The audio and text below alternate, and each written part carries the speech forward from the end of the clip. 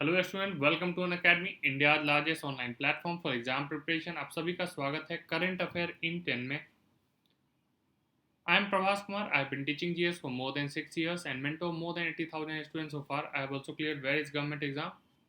तो जो भी बच्चे इस वीडियो को पहली बार देख रहे हैं वो अनअकैडमी के लर्निंग ऐप को डाउनलोड करें और ज़्यादा से ज़्यादा शेयर करें ताकि ज़्यादा से ज़्यादा बच्चों को मदद मिल सके।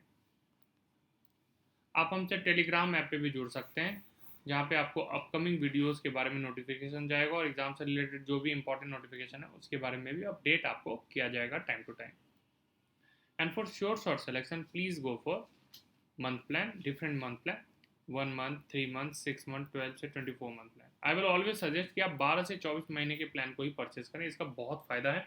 एक तो अगर आप इसको कंपेरेटिवली देखें 1 month के प्राइस से और 12 month के प्राइस पे तो ह्यूज डिफरेंस है और ये एक न्यूज़पेपर के बराबर भी नहीं रह जाता है, न्यूज़पेपर से भी कम आ जाता है। ठीक है।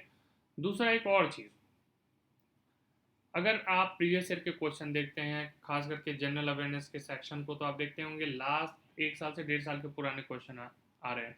तो मतलब एग्ज़ाम डे बाय डे एक तो अपडेशन हो रहा है, उसमें और लेवल बढ़ते जा रहे हैं, तो इन सब चीज़ों का रिक्वायरमेंट इस प्लेटफॉर्म पे बखूबी निभाया जाता है। ठीक है। दूसरा एक और चीज़ ध्यान रखना है कि आप जब भी कोई रेफरेंस कोड कोई परचेज प्लान करें तो मेरा रेफरेंस कोड जरूर यूज़ करें जिससे आपको 10% का डिस्काउंट अधिक मिल सके। तो आप मान के चलो जो कोर्स 12 मंथ का है 6,000 में है, अगर आप मेरा रेफरेंस कोड यूज़ करोगे तो आपको 10% का डिस्काउंट मिल जाएगा और वो कॉस्ट सिर्फ हो जाएगा 5,400। इसी तरह 7,200 जिसका कॉस्ट है वो घट करके 6,480 रह जाएगा 10%। और ये सब में लागू है। ठीक है, चाहे 6 मंथ का प्लान ले या किसी में, तो जो कॉस्ट आपको 4,800 का है वो 4,320 रुपये का हो जाएगा, जो कॉस्ट 2,700 का है वो ये इतना पड़ जाएगा। तो इस तरह से आप इसी को यूज कर सकते हैं। ठीक है, चलिए बढ़ते हैं।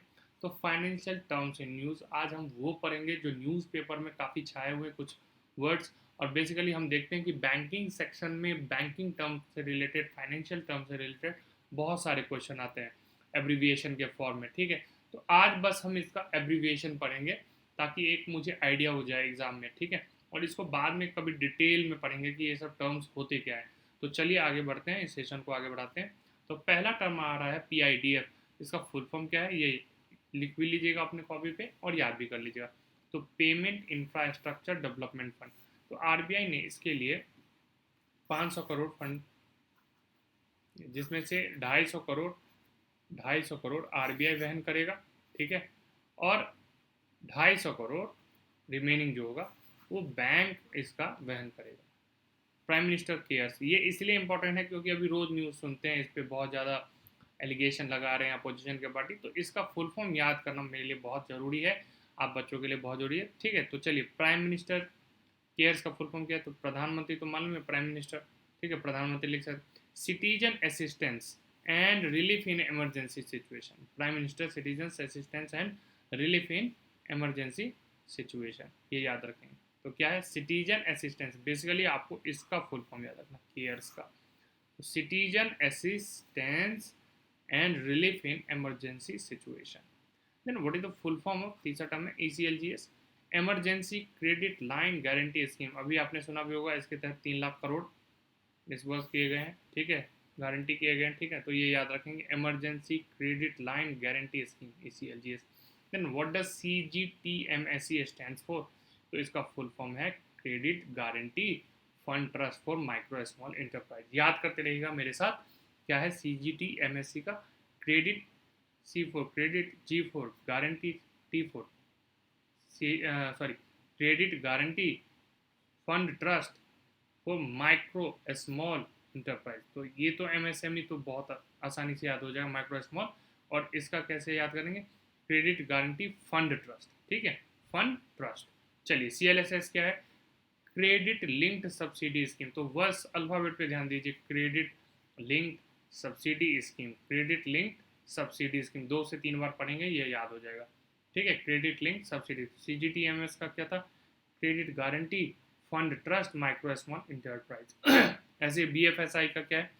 Banking financial services and insurance, banking financial services and insurance.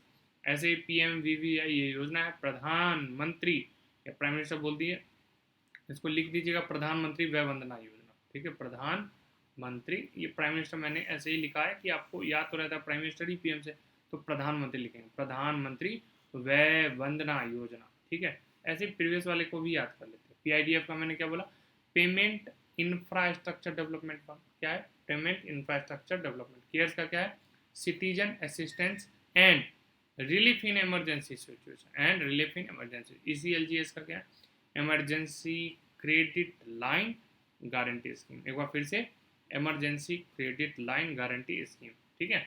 चलिए नेक्स्ट पे बढ़ते हैं।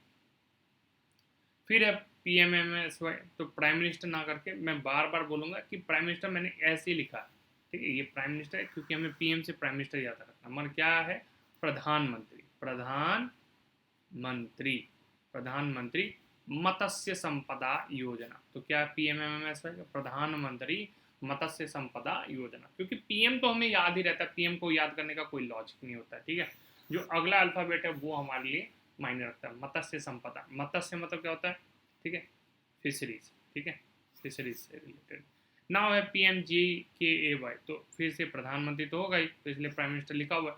तो ये GKAY याद करना है, तो गरीब कल्याण अन्न योजना, गरीब कल्याण अन्न योजना, ठीक है, ये याद रखना है। इसमें 5 kg राइस मिल जाएगा और 1 kg दाल मिलेगा, ठीक है। तो ये याद रखना है, ये इंपॉर्टेंट। प्राइम मिनिस्टर गरीब कल्याण अन्न योजना, तो मतलब प्रधानमंत्री, प्रधानमंत्री गरीब कल्याण अन्न योजना, ठीक है। क्रीडई, ये बहुत है, ये एग्जाम में भी आ चुका है। The confederation of real estate developers association of India, the confederation of real estate developers association of India. तो ये एक इम्पॉर्टेंट बहुत है, और ध्यान रखिएगा योजना जितने भी आ रहे हैं, ठीक है, वो बहुत एग्जाम में इंपॉर्टेंट होते हैं। उसके कभी फुल फॉर्म पूछ ले जाते हैं, कभी उसके अमाउंट पूछ लिए जाते हैं, कभी मंत्रालय पूछ लिया जाता है कि ये फलाना जो स्कीम है या योजना है ये किस मंत्रालय की तरफ से है, ठीक है। तो आप उसका फुल फॉर्म भी, अमाउंट कितना एलोकेट हुआ उस योजना पे वो भी जानना है, ठीक है। और अगर बाई मिस्टेक उस पर दिया गया कि फलाने जगह से हुआ तो वो भी इंपॉर्टेंट आपके लिए हो जाता है। चलिए नेक्स्ट देखते हैं, FIDC, तो finance industry development council, finance industry development council, FIDC। बस अल्फाबेट पे ध्यान दीजिए।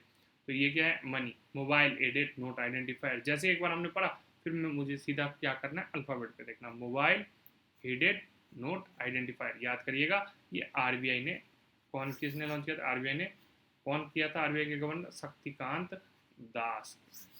किसके लिए, विजुअली इम्पेयर्ड के लिए, ये भी याद रखें, विजुअली इम्पेयर्ड। तो मनी जो था ये किसके द्वारा लॉन्च किया गया था, मोबाइल एडेड नोट आइडेंटिफायर, ये RBI के द्वारा, रिजर्व बैंक ऑफ इंडिया के द्वारा। RBI कब आया था, 1935 में इस्टेब्लिश हुआ, 1949 में नेशनलाइज हुआ। और इसके पहले गवर्नर कौन थे वो भी याद रखेंगे, तो हमें याद होगा ऑसबॉर्नी स्मिथ जो थे, वो इसके पहले गवर्नर थे। और इंडिपेंडेंट इंडिया का पहला गवर्नर कौन था, तो CD Deshmukh.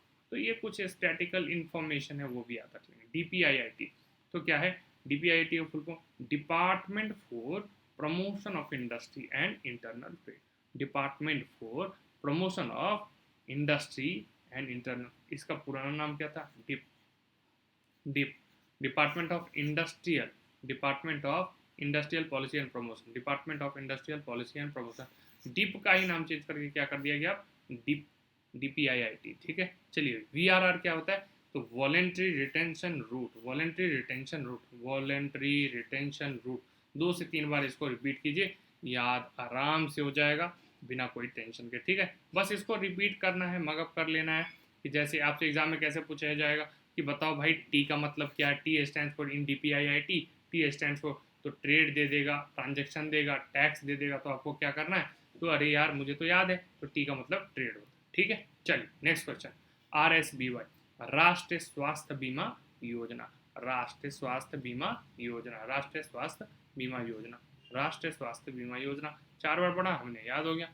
WMA, ways and means advances, ठीक है, ways and means and advances. MRR क्या है, तो minimum retention requirement, minimum retention requirement, ways and means and advances, ठीक है। ETF क्या, exchange traded fund, exchange traded fund.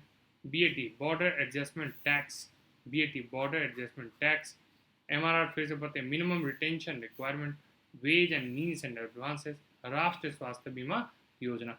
तो अगर ये सेशन आपको अच्छा लगा तो आप प्लीज़ इसे शेयर कीजिए। इस तरह से मैं रोज़ कुछ नए नए चीज़ आपको ऐड ऑन करूँगा जो एग्ज़ाम के लिए इंपॉर्टेंट है।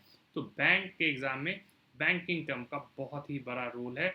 ये कभी कभी इस सेक्शन से, एब्रीविएशन सेक्शन से 2 से 4 क्वेश्चन भी आते रहते हैं, ठीक है। तो इसको याद कर लीजिएगा, ठीक है। और अगर ये सेशन पसंद आया तो बेल आइकन पे हिट जरूर कर दीजिएगा।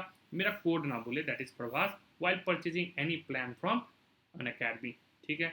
आप यूट्यूब पे मुझे कमेंट करके बताएं ये सेशन कैसा लगा, ठीक है। आप टेलीग्राम पे मुझे अपकमिंग वीडियोस के बारे में आपको बताया जाता है, तो इसलिए मुझसे आप टेलीग्राम पे भी जुड़ जाइए, ठीक है। तो आज के लिए इतना ही, धन्यवाद।